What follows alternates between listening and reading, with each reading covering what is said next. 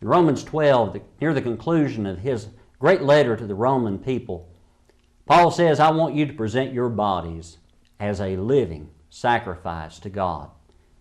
Now, we read a lot about sacrifices in the Old Testament. We read about the animal offerings that the people would bring. We read about the blood that was shed. And yet we read from the prophets, like Jeremiah, as we noticed last time, where he says, that wasn't my priority from the beginning. I wasn't interested in your sacrifices. You're bringing your animals and slaughtering them in my presence. I don't need such things. What I really want is you. I want your heart.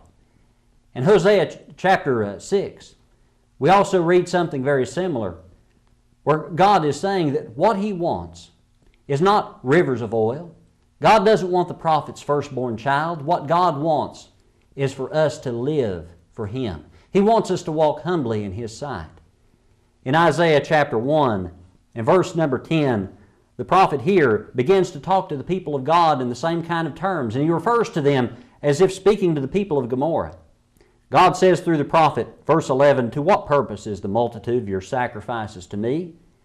I have had enough of burnt offerings of rams and the fat of fed cattle. I do not delight in the blood of bulls or of lambs or goats. When you come to appear before me, who is required at this at your hand to tread my courts? Bring no more futile sacrifices. Incense is an abomination to me. The new moons, the Sabbaths, the calling of the assemblies. I cannot endure iniquity and the sacred meeting. What's God saying to the people? I'm not interested in these things that you're bringing as long as your hearts are not right before me.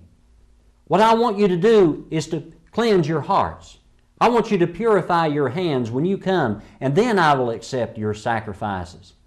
And we see this repeatedly through all the prophets. In the book of Malachi, chapter 1, the people were bringing their sacrifices to God, but they were bringing their leftovers.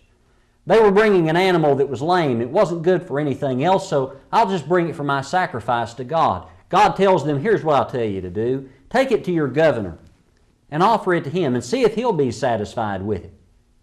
And if you don't think he would be happy with it, why would you bring it to me, the God of heaven? What I want you to do is not to concern yourself so much about these animals, these sacrifices you're going to bring, but get your heart right. And when your heart is right, all of these other things are going to be taken care of. We need to present ourselves as living sacrifices to God.